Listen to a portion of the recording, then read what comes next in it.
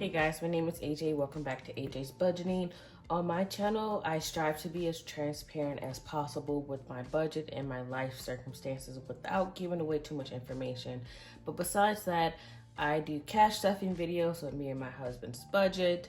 I try to be inclusive for all. I showcase other businesses and the products that I have purchased for them.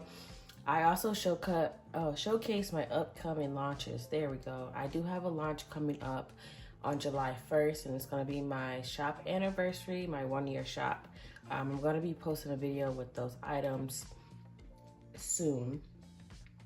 But we're going to be getting back into our Budgeting 101 series, and today is all about the cash envelope system, which is what you see right here. This is just my water bottle because I was thirsty. But yeah, so we're talking about the basics of a cash budget envelope system and how to start one and so forth. So let's go ahead and get into it. You guys, in my white sheet of paper, I'm going to use a thicker Sharpie to see if you can see it better. So basically, the cash envelope budget system is a powerful method to help you manage your money effectively. It involves using physical envelopes to allocate cash for specific spending categories. And we're just going to talk about how to get started and what are the key steps that you need to do before you start making your own binders or purchasing binders from shops. Okay, so step one is to create your budget.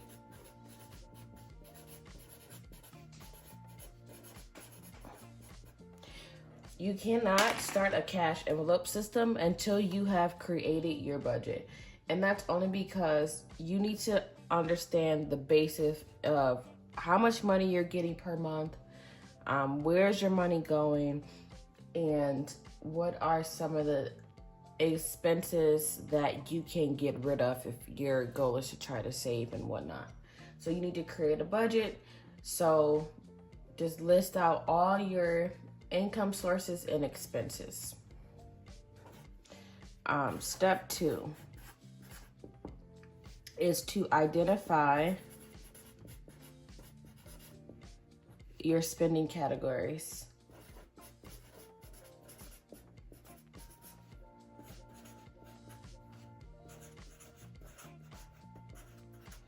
So step 2 is identify your spending categories. You need to look at your spending patterns. I suggest that you look at 3 months of bank statements worth to understand how you're spending. And then you can categorize your expenses into separate areas. Some of the common areas are going to be groceries, dining out, entertainment, transportation, clothing, and other things that you deem necessary for your budget. Step 3 is to set limits for each category.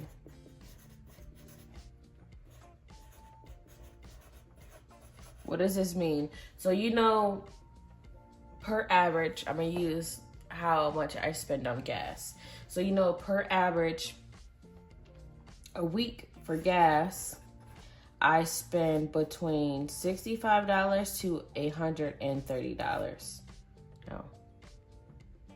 $130. So this is me filling up 1 or twice a week. I don't know why I was going to put that twice. Right? Now monthly, this would equal out to, let's see, 65 times 2 is 130 times 2 is 260. We're just doing an average 4 weeks.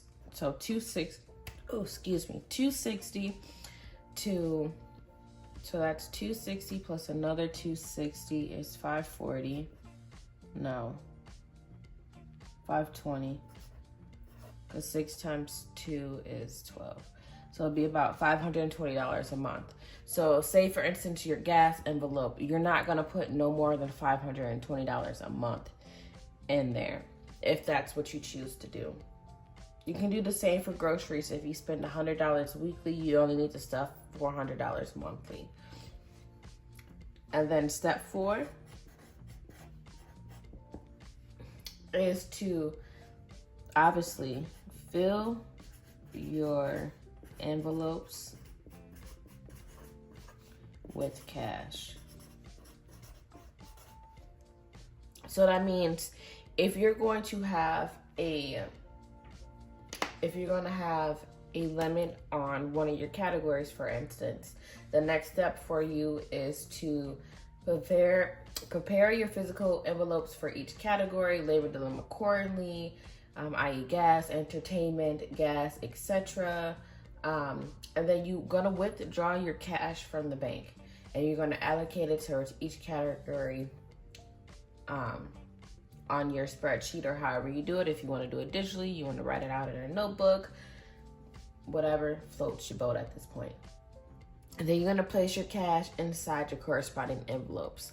So we're just going to look at my husband's binder. So for his cash envelope system, I started budgeting for him his first deployment, and then this most previous deployment, his second one, we ended up creating him a binder with envelopes to help him save even more money. And then we also implemented a personal wallet for his weekly spending, which average per month, he gets like $800 for gas, food, personal, miscellaneous, and then he's doing a $20 savings challenge each week as well. So for his envelopes, we have a back to the bank one for his personal wallet. We have some ones, so like car maintenance. When he was gone, we put approximately like $3,000 in here, and he has $200 left. However, this $200 can be used for future instances on which he needs to do something for his car. Hopefully that's not anytime soon, because we just got new tires, tire rotation, all his maintenance that he needs to get done, and that basically only left him with $200 out of that $3K.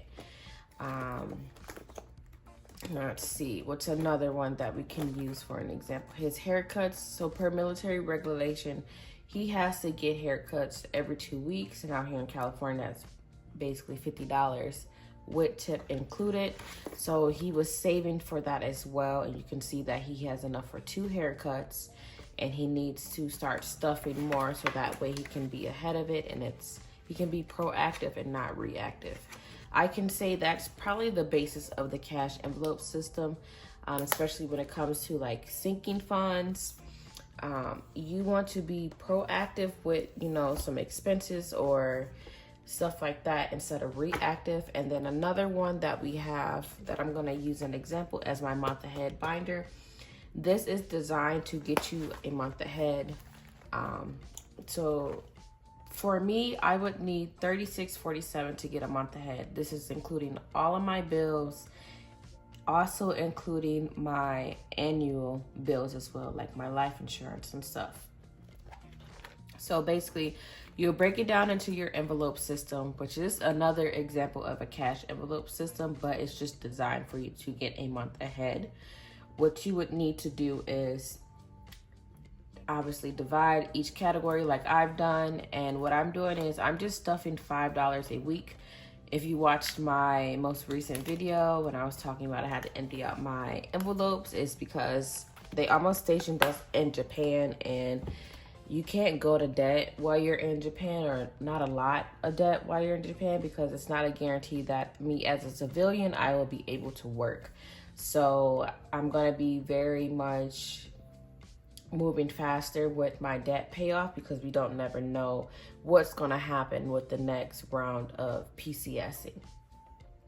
So that was some examples of how you can fill your envelopes with cash, and I gave you 2 different methods, which is the month ahead and sinking funds. Some people do stuff all of their bills. Me personally, I don't. I only stuff the extra money that I have. Same with my husband. But that's for another video. Step 5 is to spend from the envelopes.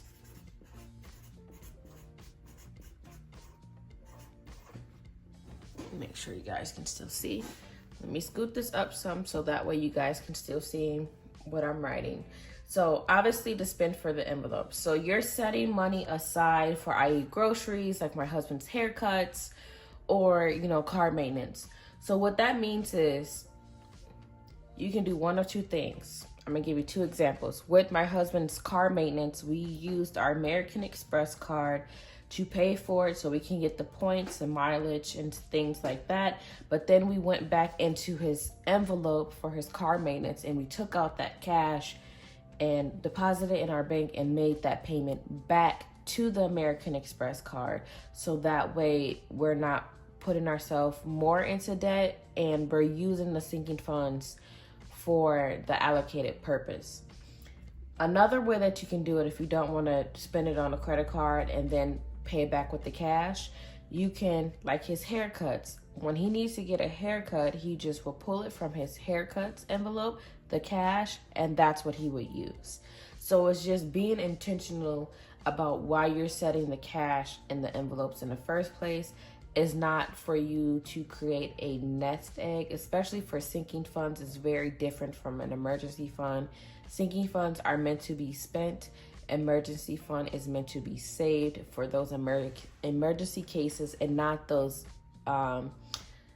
little life annoyances like you forgot that your car registration is due next month type of thing. And then step number 6, I know you guys are gonna get tired of me or anyone else saying this. Step number 6 is at just as needed. With budgeting, whether you're doing the cash envelope system or you're doing it strictly digital or you're just doing like the budget adjustment in like a spreadsheet or you're writing it in a notebook, it doesn't matter. You need to adjust as needed and as just as often as you need to. Like, another example is me right now. I just changed jobs, so I'm waiting to get my first 2 paychecks before I begin cash stuffing again because I am in the adjustment period. I do not necessarily know how much I am going to get paid theoretically. I have an idea, but I don't want to base that off of that idea and not the physical numbers. So, some of the other reasons why you would use the cash envelope system. Let's move this up some. So some of the reasons why you would use the cash envelope system is for visual clarity. This means you can see exactly how much money you have left to spend with each category. Number 2 is tangible money. And this basically means like you're handing over the physical cash that makes spending more real than using plastic cards. Because it's easier for you to swipe and not think about it and be like, oh crap, later, versus, okay, like I don't have any more cash left. Like I need to simmer down on my spending. And the last one is that you have control over your spending.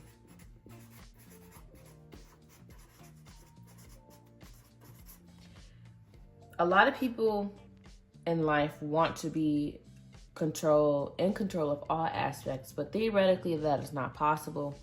However, there are some things that you can control, but do not get obsessive over it. If you implement a simple system that works for you, whether you do a combination of digital and physical or just strictly digital or just strictly physical, the important thing is to do what makes sense for your budget and not what makes sense for everyone else's budget, because not everyone makes the same amount of money nor have the same amount of expenses. So let's just go ahead and do a quick overview. Make sure you guys can still see. So the cash budget envelope system is in 6 simple steps. You need to create your budget. You need to identify your income sources and expenses. Number 2, you need to identify your spending categories. The best thing to do for this one is look at 3 months of bank statements. Step number 3 is that you need to set limits for each category that you implement into your cash envelope budget system. An example that I used was gas. So for your sinking funds category, you need to allocate either $130 weekly or $520 monthly. For step 4 is to fill your envelopes with cash. I gave 2 examples, my month ahead binder, which is this light mint one, and then the sinking funds binder, which is this brown one for my husband's. Step 5 is to spend for those categories. And I gave 2 examples for that as well. When my husband gets his haircut, he uses the cash in his sinking funds envelope. And when we needed to do all that car maintenance on his car, we used our American Express credit card to get the points, but paid it off with the cash that was in here. And then lastly, number 6 is that you need to adjust as needed. And that's going to be very tiresome, but every time you adjust, it's for a cause. So just remember that. And then the 3 whys why we use the cash envelope system. It provides the visual clarity. You can see how much you have left for each category when you're spending. The money becomes tangible, meaning you're not focusing on like, oh, I just swiped my debit card and not really knowing how much you have left. However, when you use cash, you know how much you have left. I'm like, okay, well, I don't have anything left for this month type of thing. And then lastly, which everyone loves, it gives you control over your spending. The only reason why we feel stressed is because you're stressing about where did your money go. But if you implement these 6 simple steps and the 3 whys, then you'll be fine. You won't be stressed. And you'll see your money go farther for you, where you can do a whole bunch of more things with your family, paying off debt, and saving. So if you guys like this video, go ahead and subscribe. It's going to be under the Budgeting 101 playlist. But as always, guys, happy savings.